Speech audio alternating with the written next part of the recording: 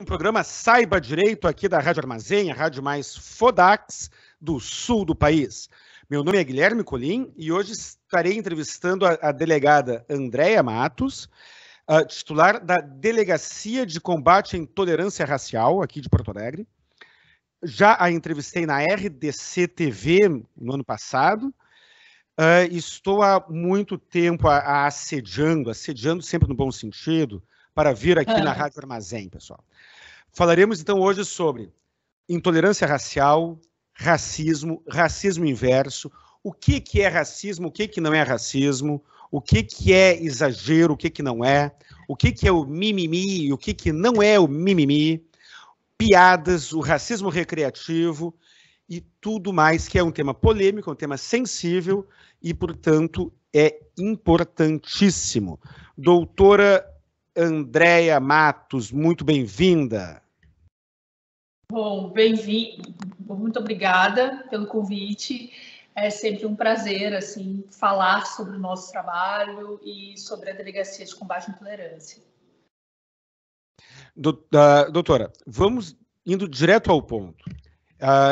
Aliás, para o pessoal que está assistindo, eu farei algumas perguntas provocativas que passará a impressão que a minha posição é contrária à da delegada, mas não é. As perguntas provocativas, às vezes, servem para dar oportunidade para que o entrevistado se aprofunde mais naquilo que estamos falando aqui. Doutora, qual é o conceito de racismo? Parece uma pergunta besta, né? Mas o que eu preciso fazer de errado para me enquadrar como autor de algum delito racial? Bom, é um racismo em linhas gerais, né? Eu vou falar de uma maneira pouco técnica, né? Até para que todos os ouvintes entendam. O racismo é quando tu, de certa forma, externaliza um preconceito, né? E faz um subjugamento de uma raça com relação à outra. E o racismo, ele atinge uma coletividade, né? Os efeitos do racismo, eles são irradiados, assim, sobre uma coletividade de pessoas indeterminadas, né? Que fazem, obviamente, parte do mesmo grupo atingido. Isso independe de qual é o grupo que seja vítima. Podemos falar de negro, judeu, cigano. É a legislação, né? A Lei 7.716. Então, hoje a gente consegue fazer o enquadramento, inclusive, pelos crimes de LGBTfobia na lei do racismo. Então, a gente usa a lei para o antissemitismo, a gente usa a lei para a intolerância religiosa, a gente usa a lei, claro, né, para as questões raciais também. Então, por exemplo, só para exemplificar, a proibição de que um negro entre no elevador social é racismo. Porque não atinge Isso ainda acontece? Você tem visto isso? É incrível, ainda acontece, né? Tanto que eu fui chamada esses dias por um grupo, né? Uma imobiliária muito grande, para fazer uma fala para os condôminos, né? Porque estava havendo muito desrespeito com relação à questão racial e ao público LGBT. Um condomínio de classe média alta, imagino. Classe média e classe média alta. Uhum. Na verdade, o racismo ele existe em absolutamente todas as classes sociais, inclusive na classe mais baixa. É bem curioso aqui o nosso público, né? Porque tanto na posição de vítima quanto na posição de suspeito, temos pessoas de absolutamente todas as classes sociais. Gente que não tem dinheiro para vir até a delegacia, gente que vem com uma banca de advogados aqui. No caso, a senhora comentou que um condomínio, eu entendi bem, mas só para repetir, um condomínio de Porto Alegre, né? Na verdade é uma rede muito grande aqui. Que queria inibir o acesso ao elevador social por uma pessoa negra.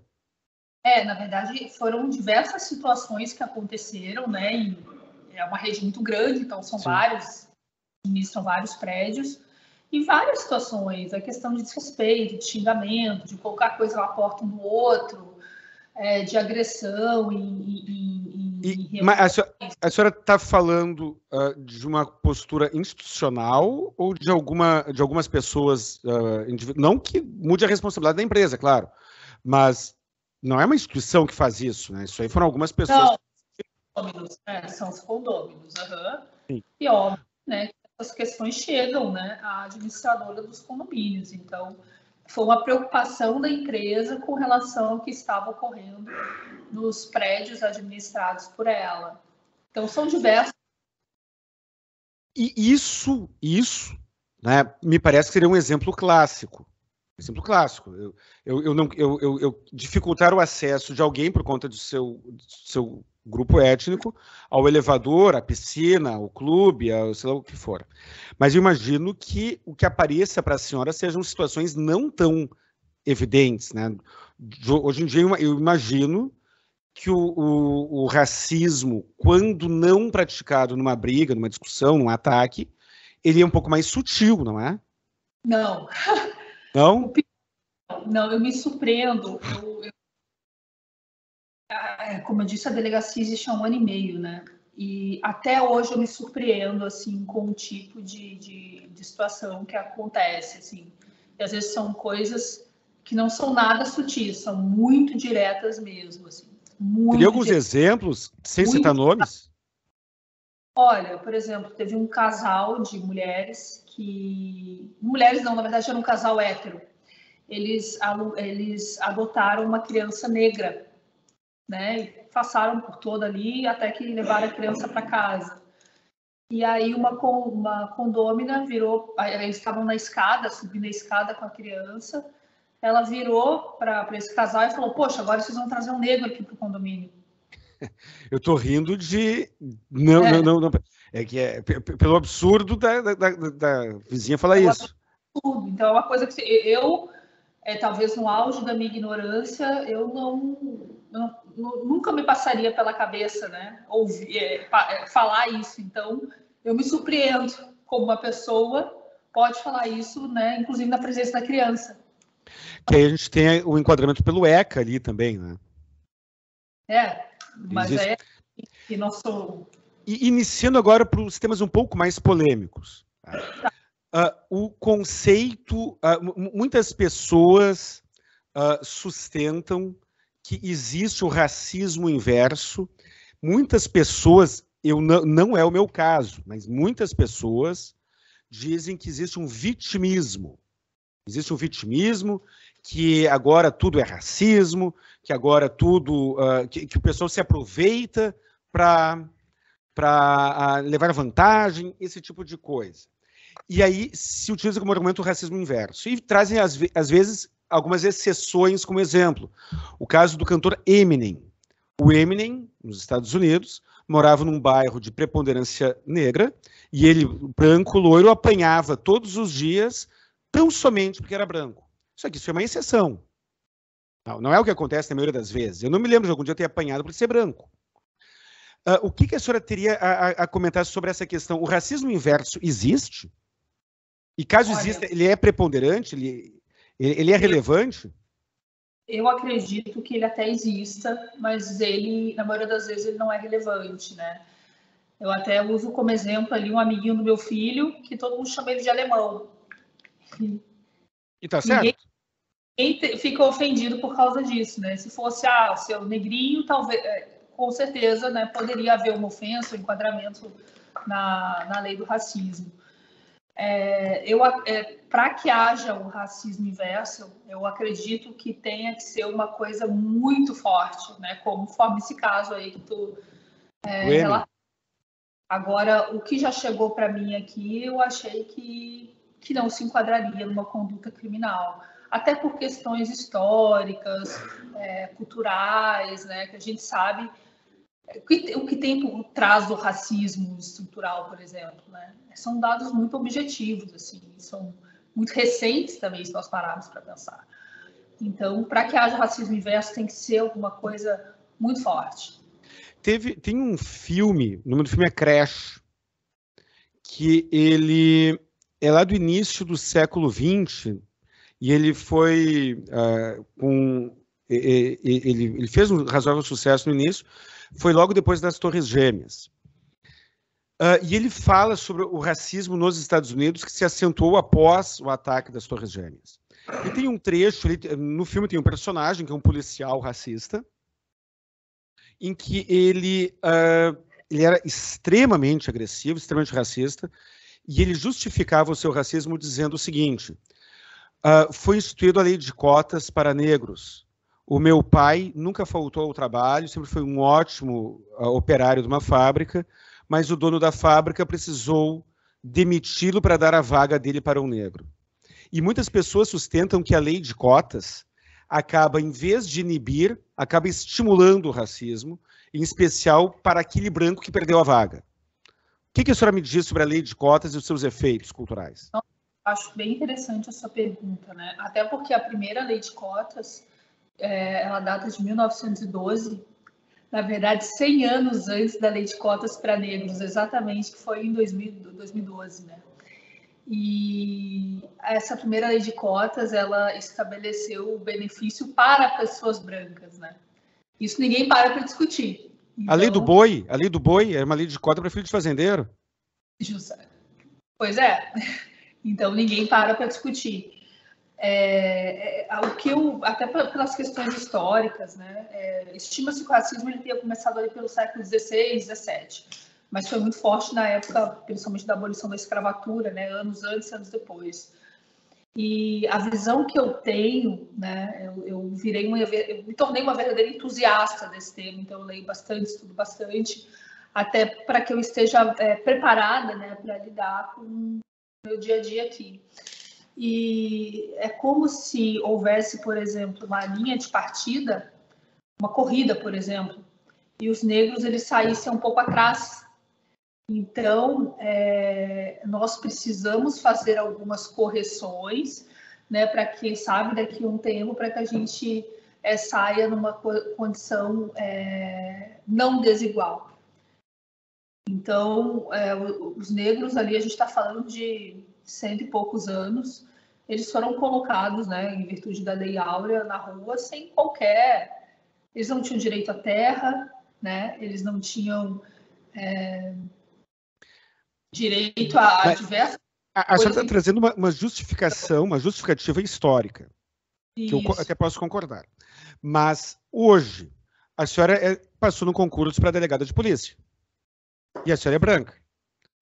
Se a senhora tivesse sido reprovada no concurso, e uma pessoa que tivesse acertado menos respostas do que a senhora na prova tivesse conseguido entrar pela lei de cotas, será que isso não lhe deixaria um pouco magoada?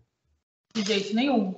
Se existe uma legislação que trate sobre isso, justamente para que os negros eles alcancem determinados pontos de trabalho, né, de profissão, enfim, que a gente sabe que não existe na Polícia Civil. Se eu não me engano, tem 3 ou 4 delegados negros. É um número muito baixo. De um total de quantos? No total, somos uns 400, mais ou menos. 1%? Então, se as regras estivessem como são colocadas desde o início, de maneira alguma. Isso faz parte, é uma correção. E o nosso papel, e eu acredito que para que a gente consiga pelo menos diminuir o racismo, nós, pessoas brancas, temos um papel fundamental nesse processo. Uma situação, eu vou insistir um pouquinho só, ainda mais nessa questão. Uma mulher, vamos imaginar, uma mulher branca tem 2 filhos, de pais diferentes. E um filho é branco e outro filho é negro. E os 2 moram na mesma casa, frequentam a mesma escola, moram no mesmo bairro. Bairro pobre, imaginamos. Os 2 comem a mesma comida e têm o mesmo exemplo em casa. Aí eles vão fazer o vestibular. E acertam, digamos que fosse possível, o mesmo número de questões. O branco é reprovado e o negro é aprovado. E aí eles vão fazer um concurso público, a mesma coisa, digamos que isso fosse possível. A gente pode trocar o exemplo da mãe com 2 filhos para pegar 2 vizinhos do mesmo bairro que estudam na mesma escola. Existe um grupo forte, um grupo grande de pessoas que dizem, se a dificuldade for a mesma, não seria mais justo que a cota seja para o pobre e não para o negro, seja pelas dificuldades que a pessoa teve, de fato, e não as presumidas? Com certeza. Eu acredito que esse seria uma premissa talvez até mais justa. Mas eu vou te contar uma coisa até da minha vida pessoal, né? Eu tenho uma irmã negra. Ela não tem tantos traços assim, mas ela é negra. Ela é negra. Sim. E moramos na mesma casa, mesma mãe, mesmo pai. Enfim, né? Tivemos em tese as mesmas condições, as mesmas escolas. O tratamento em casa era igual, na escola era absolutamente diferente. Então, o que ela sofria na escola... Colégio particular. Colégio particular. Era bem diferente, assim, a abordagem que era feita com relação a ela. Era bem diferente do que era feita com relação a mim. Com certeza seria um critério justo também, né? A questão da pobreza, enfim. Mas a justiça, na verdade, ela não existe em nenhuma área social. Então, muitas vezes a política pública ela vai aparando determinadas arestas. E se a lei de cotas veio para parar determinadas arestas, é porque, com certeza, foi necessário, né? Houve todo um estudo, principalmente da questão da área de estatística. Qualquer estatística, se a gente pegar, abrir o Google agora, a gente vai ver os postos que os negros ocupam, as oportunidades que eles têm, salário. A gente teve um caso aqui, por exemplo, eram cinco funcionários de uma empresa e todos eles exerciam a mesma função, recebiam o mesmo salário. Mas o negro não tinha direito a ter um armário, eles ficavam o dia inteiro na empresa, almoçavam, enfim. Os quatro brancos tinham direito a um armário e o negro não. E qual é a explicação para isso? A explicação da empresa? Faltou armário. Não faltou, foi isso. Faltou, não tem nada a ver com a questão da cor. Agora, e se fosse o contrário? Digamos, não sei no caso concreto, a empresa tem 5 empregados e 4 armários. E fosse um branco que ficou sem o armário porque ele entrou por último. Mas aí teriam outros 3 que estariam utilizando o armário. Daqui a pouco, se fizesse um sorteio, alguma coisa assim. E dou um outro exemplo. Uma guria fisioterapeuta, né? Ela foi fazer aqueles estágios obrigatórios na faculdade. E aí, ela, né, com o cabelo bem característico, enfim, e ela foi avisada de que ela não poderia fazer o estágio se ela não alisasse ou não prendesse o cabelo, porque o cabelo natural dela, né, que é o cabelo enrolado, enfim, não condizia com o cargo que ela queria ocupar. Então, são esse tipo de vivência que o negro ele sofre desde a mais tenidade. Então, talvez não seja o critério mais justo a lei de cotas, talvez não, mas foi... É melhor que nada.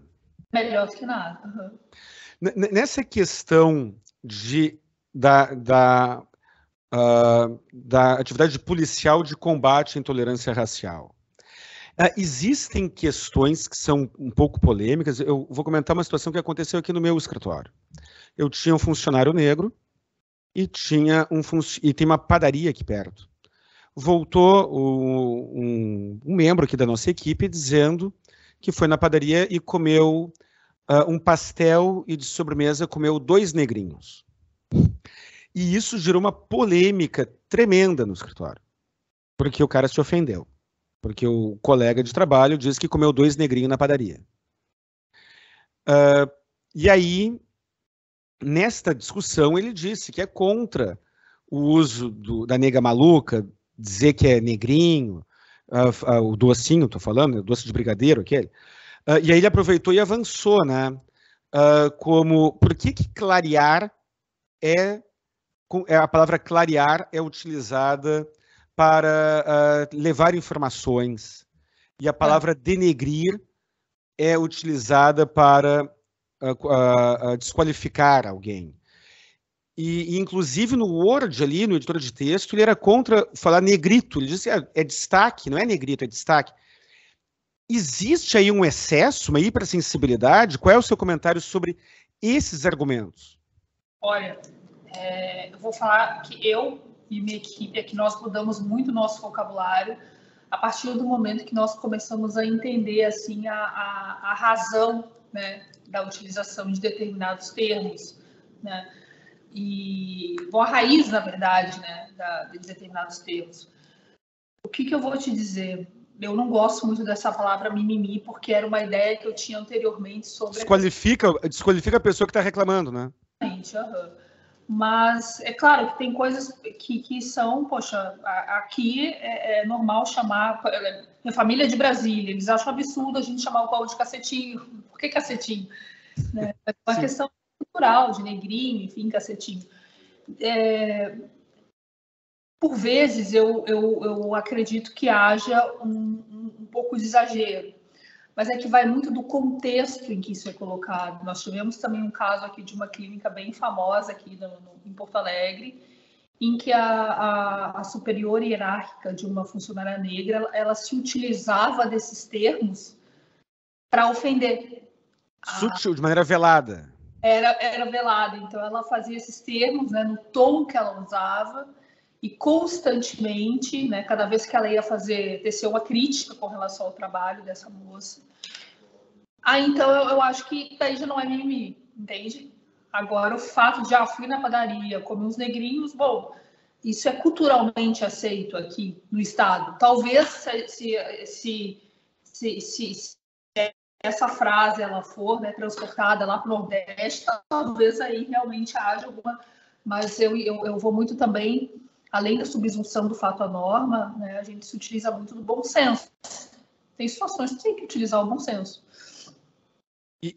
E aquela... acho que trancou aqui. Não, tá bom. E aquela questão... E o racismo praticado pelo negro, a piada racista praticada pelo negro. Teve um concurso num programa de auditório, concurso de piadas.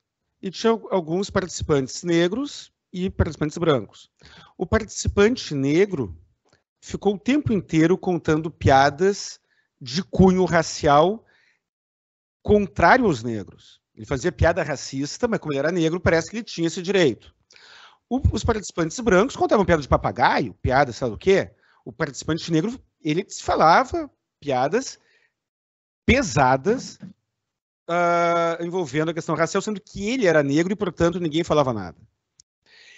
Existe o racismo praticado pelo... O fato de um negro contar uma piada racista o isenta ou ele está praticando racismo igual? Ele está praticando racismo igual. Aí, o que a gente tem como exemplo aqui? Tem uma situação que é muito comum, que é a hipervigilância, né, que ocorre nos estabelecimentos comerciais. Mercados, lojas americanas, esse tipo de comércio assim.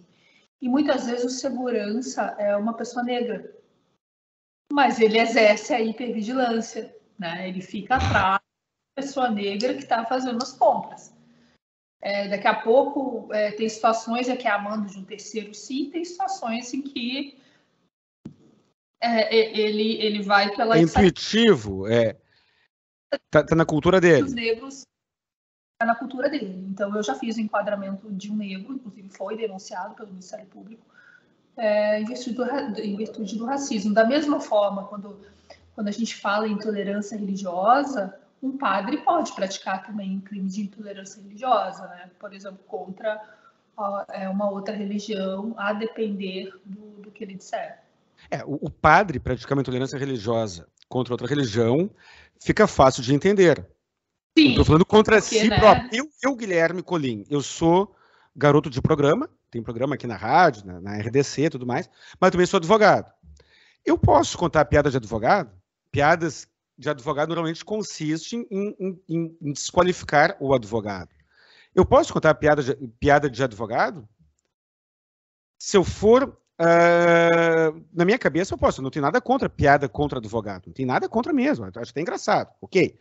Mas o negro, uma situação que aconteceu, era recém-formado em direito. Nossa entrevista é mais uma conversa, né? Uma troca, em que uma professora branca chamou um aluno e disse: ô, negão, vem pro quadro. E o aluno, adolescente, se ofendeu. E ela disse: olha, eu sou casada com um negro, meu filho é mais escuro que tu. E não, processo não é racismo, é maneira jocosa. O que isso seria o racismo involuntário? Porque na cabeça dela, ela não estava sendo racista. Isso eu acredito que seja um racismo involuntário, mas essa justificativa de que eu tenho familiar negro, minha avó é negra, meu primo é negro, é a mesma coisa. Eu tenho minha irmã negra e daqui a pouco eu viro para uma pessoa aqui e faço uma piada ou chamo de seu negrinho, vem cá, negro, acabou, que saiu da senzala. Cometendo. Não, é uma brincadeira de mau gosto, mas pode ser enquadrada assim como uma questão criminosa, com certeza. Independente de qualquer... Se um negro chama outro de negão, a mesma coisa. Um professor negro. Dependendo do contexto, sim. Eu vou muito pelo contexto também, sabe? Sim. Dependendo do contexto, sim. E quando os dois... Né, nós estávamos conversando antes aqui da nossa entrevista, da nossa conversa, e vou repetir o exemplo que aconteceu. Meu pai é taxista, inclusive dirige táxi com 78 anos de idade até hoje. Teve um bate-boca no ponto de táxi. Uma mulher com um nível de beleza física acima da média estava caminhando tranquilamente na rua e um motorista de táxi negro, sem nenhuma razão, olhou para ela e disse: não sabia que boneca caminhava. Esta mulher respondeu, não sei se eu devo ou não repetir a resposta dela aqui, eu que sou apresentador, eu deveria saber, né? Mas ela respondeu com um comentário racista. E ninguém foi para a delegacia. Se tivessem ido os dois para a delegacia, repita no ar aqui, doutora, por favor, o que a senhora faria? Chega um negro que faz um comentário desses para uma mulher na rua, branca, e uma mulher que responde com um comentário racista para o negro. Bom, os dois seriam enquadrados. Ela pelo racismo e ele pelo assédio. Mas aqui a gente trabalha com a mediação, né? No primeiro momento eu tentaria fazer a mediação, que é uma espécie de uma conciliação entre as partes. Se não desse certo, daí os dois seriam enquadrados. Inclusive nós tivemos uma situação assim bem parecida. Qual é a situação? Na verdade foi com relação à intolerância religiosa, mas assim foi uma espécie de ofensa recíproca. Né? Não deu certo a conciliação, então as partes elas foram indiciadas, né? Ambas as partes. Ambas as partes foram indiciadas. Esta conciliação na esfera penal, um corte aí, uma falha, estávamos gravando aqui a entrevista, caiu a ligação, vamos retomar de onde paramos. Doutora Andréia, qual foi a pergunta que eu lhe fiz mesmo? Foi com relação ao duplo indiciamento, né? Quando acho que foi uma situação de uma parada de ônibus, que uma mulher foi assediada. Um ponto de táxi. Racismo, isso. Isso, então vamos repetir aí. Até foi bom, né? Isso aí foi o grande arquiteto do universo aí que fez a gente cortar a entrevista bem na hora para ser mais enfático nesse ponto, a questão do duplo indiciamento. Vou repetir. Uma pessoa é vítima de assédio e a vítima de assédio responde com um comentário racista. O que acontece? Bom, se esse caso chegasse aqui na delegacia, né, nós registraríamos a ocorrência e ofereceríamos a mediação. Tem um programa na polícia chamado Programa Mediar, em que há uma conciliação entre as partes. Nós ofereceríamos isso. E se as partes não aceitassem, né, com certeza, a depender, claro, da dilação probatória, eu faria enquadramento por assédio, né, com relação ao motorista, e por racismo, né, com relação à resposta da vítima.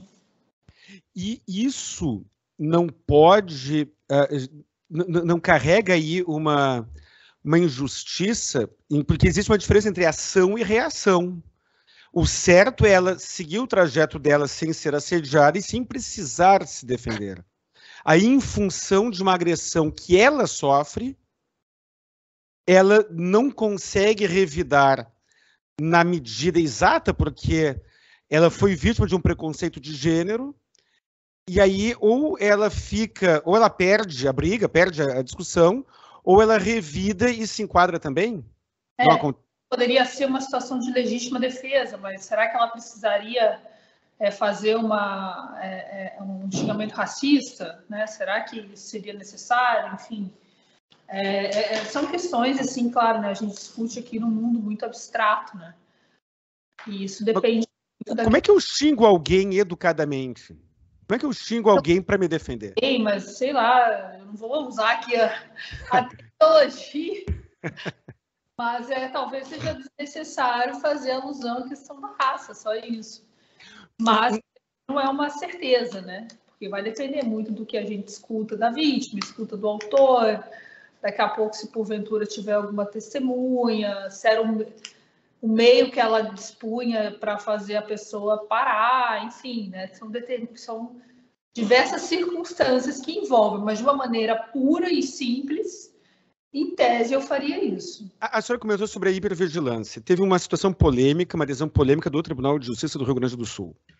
Uma mulher negra, casualmente naquele ambiente, ela era a única negra, várias mulheres, uma única negra. Uhum. Ela foi a única a ser revistada. E foi encontrado drogas escondido com ela. Ela sustentou nulidade do flagrante, alegando a hipervigilância e o racismo do agente da SUSEP. Porém, hipervigilância ou não, racismo ou não, ela estava carregando drogas. E o Tribunal de Justiça anulou o flagrante, alegando que a motivação dela ter sido a única a ser revistada foi racial, então o flagrante foi anulado, sendo que o fato é que ela estava carregando drogas. O que a senhora me diz sobre isso? Mas onde é que foi essa abordagem? Um presídio do Rio Grande do Sul. Do Rio Grande do Sul. Tem que ver, né? Se havia fundada a suspeita, daqui a pouco havia uma fundada de suspeita de que ela estivesse carregando. Né? Tem essa questão. E por que as outras não foram abordagens? Estavam na mesma situação? Estavam vindo do mesmo lugar? Enfim. Aqui nossas situações de hipervigilância aqui estão muito relacionadas a estabelecimentos comerciais, principalmente supermercado e grandes lojas, né? Decathlon, Americanas, enfim. Essas lojas em que as pessoas elas fazem a compra assim, sem muito auxílio de profissionais. Então, a gente tem diversos casos assim que a pessoa ela entra e a partir do momento que ela entra no estabelecimento, ela é constantemente vigiada, independente do que ela esteja fazendo. E a abordagem vem na saída da loja, é o que a gente costuma, né, tratar como hipervigilância aqui na delegacia, o que aparece aqui. Mas esse caso do presídio, com certeza, é muito polêmico, né, principalmente porque foi encontrada, né, droga, enfim. Então, assim, é complicado, na verdade, dar opinião, né, porque mais, né? Tinha uma fundada suspeita para isso, não tinha? É que a questão da fundada suspeita é a seguinte, essa foi a discussão. A senhora é policial civil. A senhora hoje está na delegacia da intolerância racial, mas a senhora deve de ter passado por outras antes, né? Diversos outros órgãos, 12 anos de polícia. O policial, o investigador, o detetive, o agente de segurança, muitas vezes ele não pode ou ele não utiliza da intuição, a pessoa tem uma linguagem corporal suspeita. Exatamente, uhum. E essa linguagem corporal ela é lida de maneira inconsciente. A senhora não sabe por quê, mas aquela pessoa branca ou negra, ou sei lá o quê. Às vezes, formas de respirar, é o jeito de olhar, é o jeito de caminhar, tem tudo isso. Tem aquele programa no Discovery que mostra a polícia nos aeroportos. A linguagem corporal da pessoa atrai a suspeita do agente de segurança, mas ele não tem critérios objetivos. Ela diz, não, como ele estava ofegante, eu fui lá e investiguei. Sim, ele poderia estar ofegante, porque ele tem insuficiência respiratória, mas eu não condenei ele por estar ofegante, eu só fiquei desconfiado. E aí, nesse caso, uma pessoa que estava carregando drogas conseguiu anular um flagrante sob fundamento racial. É polêmica. Eu considero bem polêmica essa decisão. Né? Mas até em razão do ambiente, daqui daqui a pouco dos antecedentes, por que essa pessoa estava presa, né? Tem tudo isso. A pessoa ela pode estar mostrando um nervosismo incompatível com o cenário. E Sim. por que, se a senhora me chamar na delegacia para tratar de algum assunto e eu estiver com a consciência tranquila, provavelmente eu estarei tranquilo. Mas talvez eu fique nervoso tão somente por estar numa delegacia de polícia, é possível. Eu não me torno culpado por estar nervoso, mas talvez isso acione uma desconfiança maior na senhora. E aí haverá, né, em vez de um preconceito por raça, preconceito por temperamento. O cara mais nervoso gera mais desconfiança. Ah, não, mas não adianta, o corpo ele acaba falando, né? E para nós, assim, que trabalhamos diuturnamente com isso, de certa forma é mais fácil diferenciar, assim, o nervoso. Tem casos aqui que vem a mãe às vezes até da vítima, mas ela tá nervosa, porque ela nunca entrou numa delegacia, esses dias de 80 anos, então eu nunca entrei, eu nunca assinei nada, nunca fiz nada, então a gente percebe quando a pessoa está nervosa, em razão de estar no ambiente e daqui a pouco porque realmente está carregando uma culpa, assim.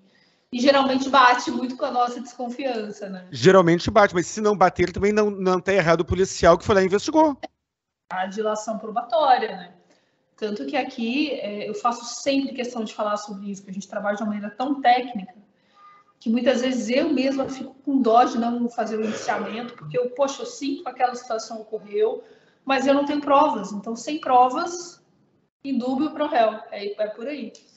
Existe na área de família uma discussão muito intensa para os advogados e profissionais que atuam na área de família, Lei Maria da Penha, coisa e tal, que são as falsas denúncias. E aí estamos falando de falsas denúncias de mulheres que se valem de proteções da Lei Maria da Penha porque elas querem tirar o marido de casa, porque elas não têm onde morar, então elas pedem uma medida protetiva e assim vai. Existe o caso da tem aparecido, a senhora já viu, acontece, a falsa denúncia do racismo? Eu tenho um empregado aqui no meu escritório, não é o caso, é um caso hipotético, que eu quero demiti-lo porque ele não produz como eu gostaria que produzisse. Ou porque a minha empresa agora, eu reduzi o volume de trabalho e eu vou ter que reduzir despesa. Tem menos trabalho, portanto, eu vou ter que demitir alguém. E casualmente o único negro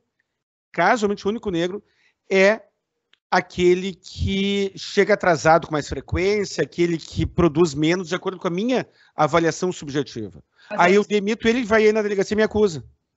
Não, o que a gente tem visto aqui, basicamente, porque a gente aprendeu a perceber também, né? Quando a pessoa ela quer daqui a pouco aparecer, ou daqui a pouco entrar com uma ação cível, né? Quer conjugar os processos, enfim.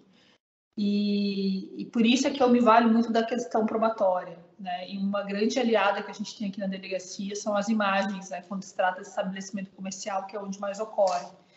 Então, a gente vê a situação, sim, de gente... eu não gostaria de usar essa palavra, mas eu não vou conseguir achar agora. Se fazendo?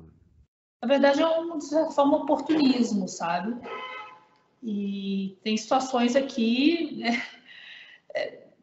que se eu falar, daqui a pouco identifica a vítima, identifica a loja, mas situações que a pessoa nos conta, faz uma determinada narrativa...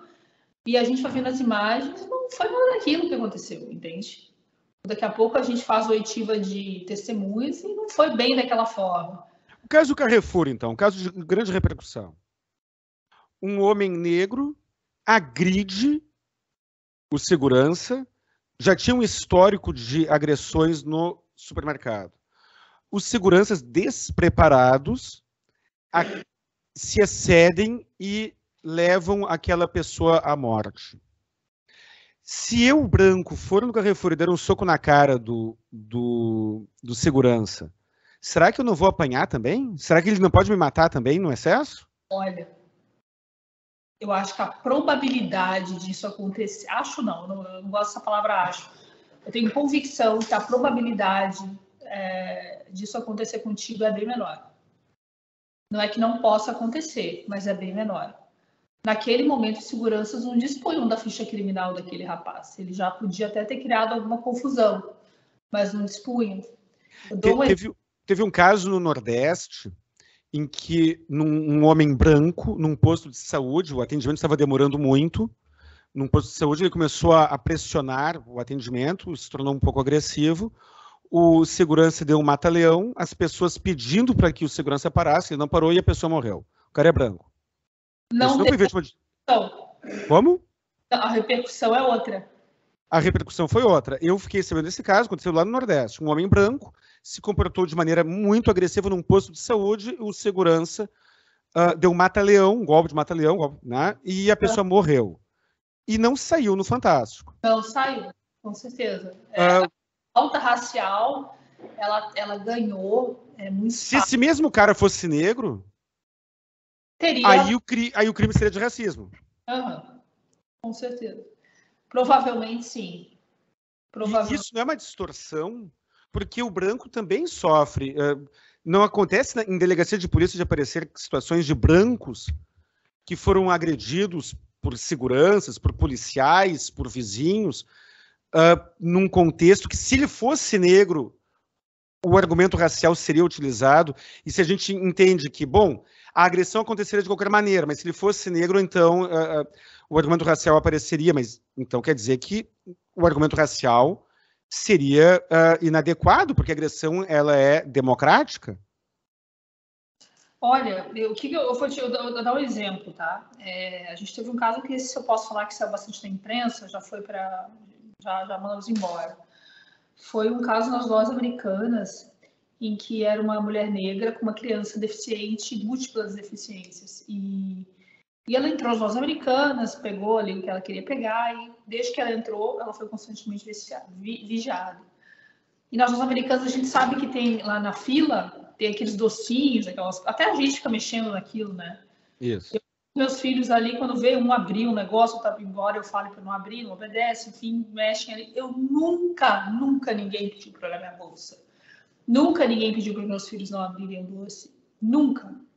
Esse caso, a menininha deficiente, mesmo que não fosse deficiente, eu mesma deixo. E ela...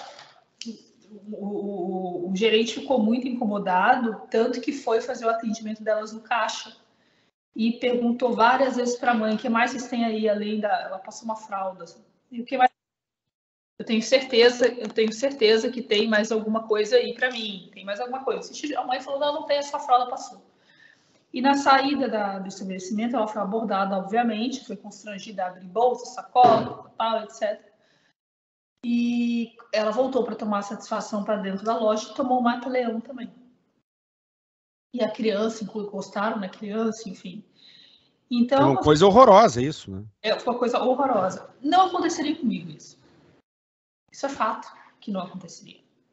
Nunca aconteceu. Sendo que minhas crianças já fizeram coisa pior nas nossas americanas. Nunca aconteceu. E se a senhora fosse pobre? Se a senhora fosse pobre, tivesse mal vestida, com uma aparência branca, mas pobre, mal vestida e fedendo ainda.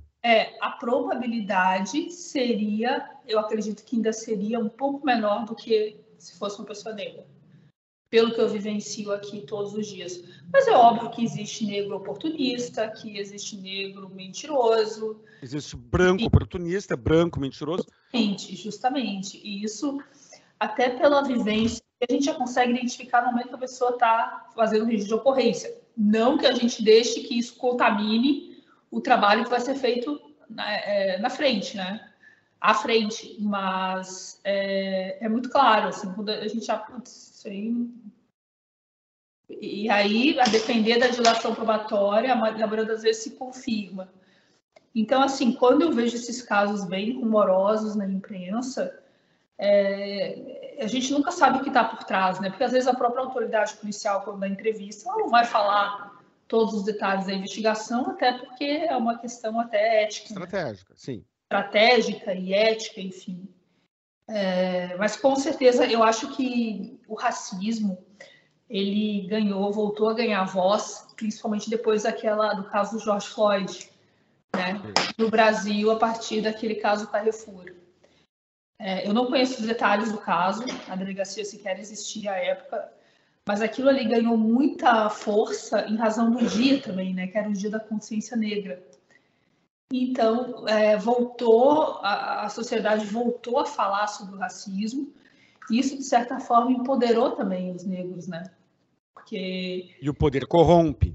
Às vezes, esse empoderamento é usado corretamente, mas o preço que se paga é que, eventualmente, ele é usado de maneira abusiva.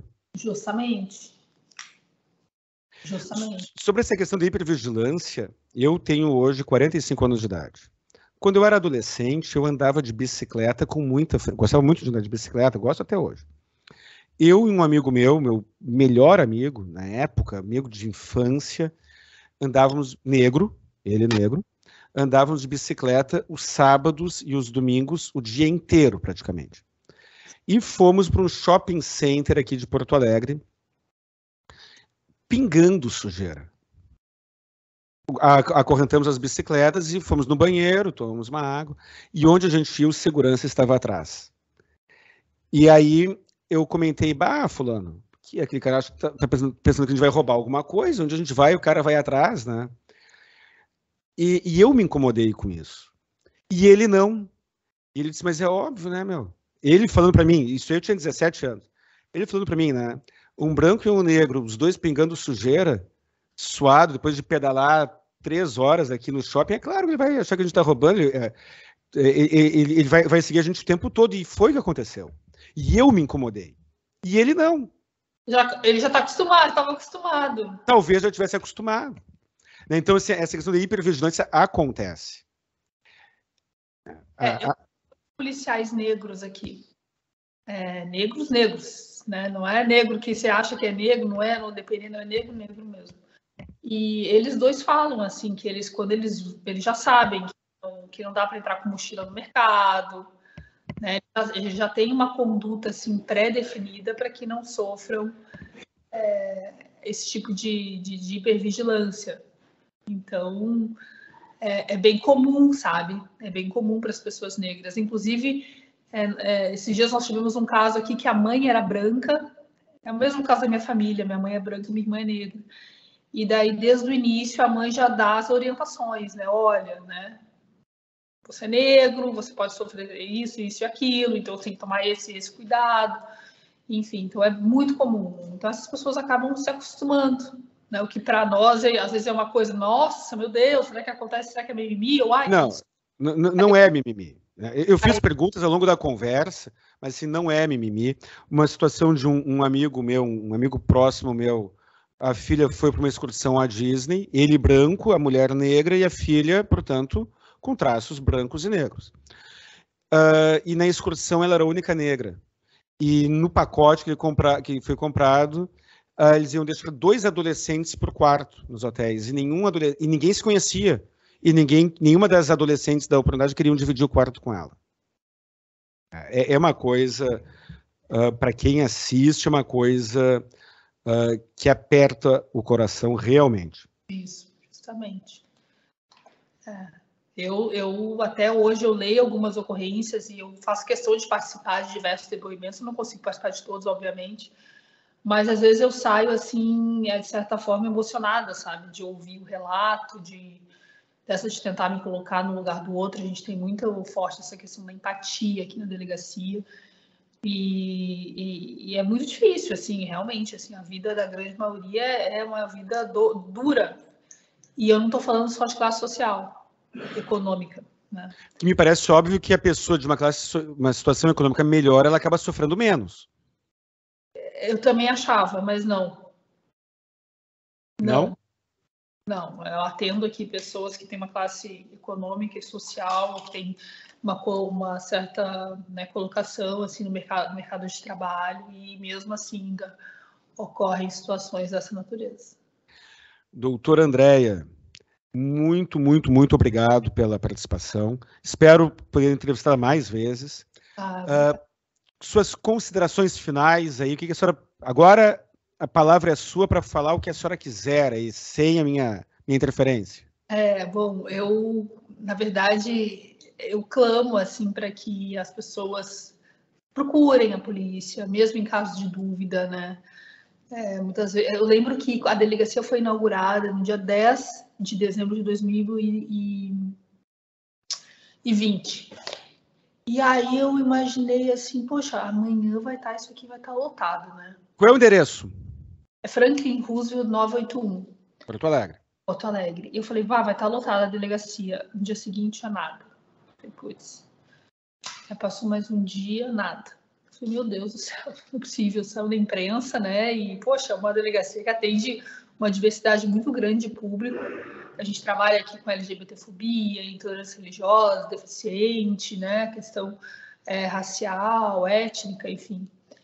Procedência nacional e nada. Aí lá pelas tantas, no finalzinho da tarde, entrou uma pessoa negra aqui, um homem, ali por volta de uns 50 anos. Daí ele falou assim, eu vi a reportagem da inauguração da delegacia e eu tenho uma situação aqui que eu queria contar, mas eu não sei se é crime, se não é, mas eu já procurei outros órgãos públicos, inclusive polícia, defensoria pública, mas assim, ninguém deixa eu contar a história.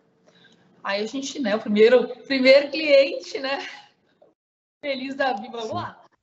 E aí ele contou uma determinada situação, e que era uma situação de intolerância, era injúria racial. E aí no final ele falou assim, olha, eu nem sei se é crime, se não é, não sei o que vocês vão fazer, mas só o fato de vocês terem me ouvido... Já alivia. Vez que eu consigo fazer isso no órgão público, para mim já está resolvida a situação. E isso nos marcou muito e serve como... faz parte do nosso tijolinho aqui de atendimento, né? Ficou muito marcado para nós e ali nós entendemos o nosso papel, que nosso papel vai muito além da questão de ordem criminal, né? A gente também tem que trabalhar com bom atendimento, com empatia, com a difusão de conhecimento, enfim. Então, para finalizar, o que eu sempre friso, né? Eu faço muitas falas, palestras, entrevistas e tal, mas eu faço questão de frisar isso. Denuncie, procura a delegacia, vem até aqui, a gente conversa, a gente explica, né? Se for caso de indiciamento, de um fato criminal, né? A gente vai dar atenção, a gente vai juntar provas, a gente, enfim. E se não for também, que sirva para questão de estatística, né? Para auxiliar na política criminal, enfim. Então, o meu pedido é esse. Assim. O recado muito, muito interessante, muito importante. E mais, às vezes, a punição penal é muito branda. Mas, dependendo do contexto, a punição civil, dinheiro, indenização... pode ser, lembrando da pessoa, mais rigorosa.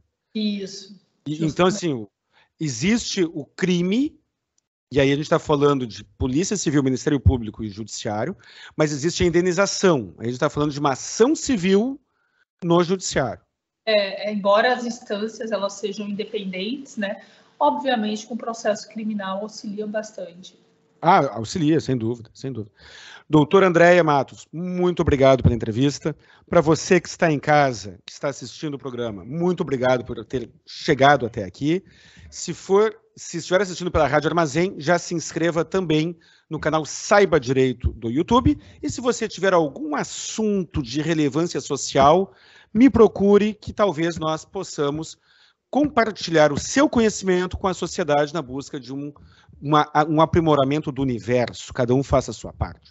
Um grande abraço e até o próximo programa, pessoal.